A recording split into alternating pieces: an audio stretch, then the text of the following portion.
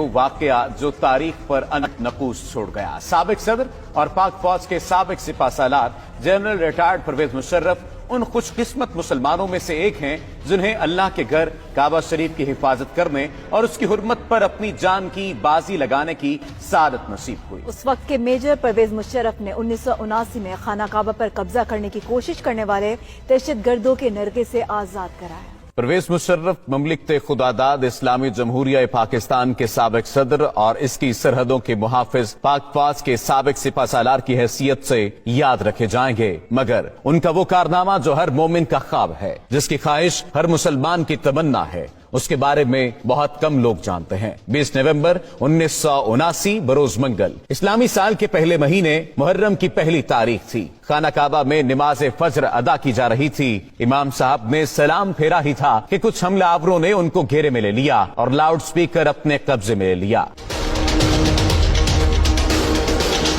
اس وقت حرم شریف میں ہزاروں نمازی موجود تھے۔ حرم شریف کے ان حملہ آوروں کا سرغنہ 27 سالہ محمد بن عبداللہ القحطانی تھا، جس نے 4 سال تک مکہ یونیورسٹی میں اسلامی قانون کی تعلیم حاصل کر رکھی تھی۔ اس نے لاؤڈ سپیکر پر اعلان کیا کہ وہ اس صدی کا امام مہدی ہے، میرے ہاتھ پر سب لوگ بیعت کریں۔ He told a certain person to stand up and called him to the microphone and he said, "O Muslims, this is your Mahdi.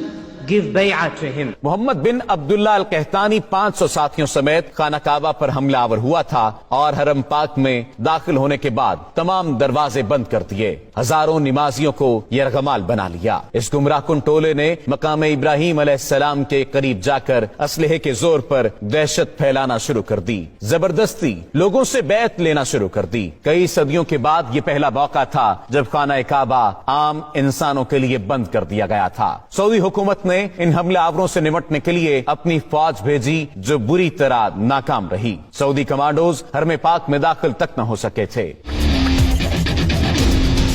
یہ خبر جنگل میں آگ کی طرح پوری دنیا میں پھیل گئی کہ خانہ کعبہ پر دہشت گردوں نے قبضہ کر لیا ہے۔ یہ سن کر مسلم امہ میں غم و غصے کی لہر دوڑ گئی۔ اس وقت خانہ کعبہ کو نقصان پہنچائے بغیر دہشت گردوں کا خاتمہ ممکن نہیں تھا، کیونکہ سعودی فوج ایسی مہارت نہیں رکھتی تھی۔ اس وقت سعودی حکومت کا فرانسیسی حکومت کے ساتھ دفاعی معاہدہ بھی تھا، لیکن فرانسیسی کمانڈوز غیر مسلم ہونے کی وجہ سے خانہ کعبہ میں داخل نہیں ہو سکتے تھے۔ تب سعودی فرمانروا شاہ خالد نے خانہ کعبہ کے دفاع کے لیے پاکستانی حکومت سے رابطہ کیا اور کہا کہ پاک فوج بیت اللہ کا دفاع کرے۔ اس وقت جنرل ضیاء کی حکومت تھی اور پاک فوج تو پہلے ہی بیت اللہ کے تحفظ کے لیے تیار بیٹھی تھی۔ SSG کے کمانڈوز پر مشتمل ایک خصوصی دستہ ترتیب دیا گیا اور اسے حرم پاک کی پاسبانی کے لیے سعودی عرب روانہ کیا گیا۔ SSG کے ان کمانڈوز کی قیادت ایک میجر کو سونپی گئی، اس کا نام میجر پرویز مشرف تھا۔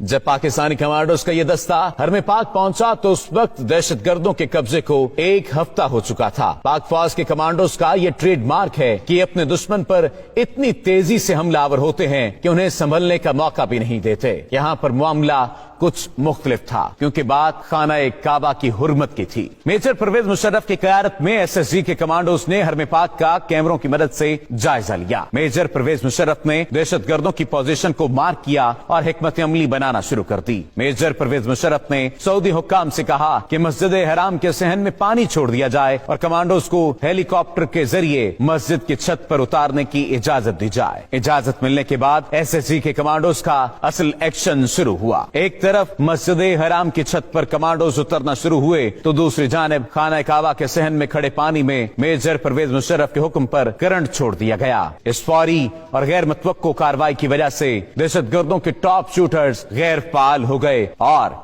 SSG کے کمانڈوز کے سنائپرز نے فضا سے ہی دہشت گردوں کو نشانہ بنانا شروع کر دیا۔ جو ہی SSG کمانڈوز کی پوزیشن مضبوط ہوئی، صحن میں چھوڑی گئی بجلی بند کر دی گئی اور کمانڈوز بجلی کی تیزی کی طرح دہشت گردوں پر جھپٹے، انہیں قابو کر لیا۔ زندہ بچ جانے والے حملہ آوروں کو گرفتار کر لیا گیا۔ دہشت گردوں کا سرغنہ محمد بن عبداللہ القحطانی اسی آپریشن کے دوران پاک فوج کے کمانڈوز کی گولیوں کا نشانہ بن گیا تھا۔ میجر پرویز مشرف کی ذہانت اور SSG کمانڈوز کی دلیری کی وجہ سے से कम नुकसान हुआ और दहशतगर्दों के मजमूम अजाइम को खाक में मिला दिया गया। ये वही मेजर परवेज मुशर्रफ था जो बाद में पाक फौज का सिपा सालार बना और पाकिस्तान के सदर का हुदा भी संभाला। इसी वजह से आज तक सऊदी हुकूमत परवेज मुशर्रफ की इज्जत व तौकीर करती है और उनके लिए खाना काबा का दरवाजा खोला जाता है। सऊदी हुकूमत समेत पूरी मुस्लिम उम्मा परवेज मुशर्रफ की शुजाअत और बहादुरी की गर्वेदा है।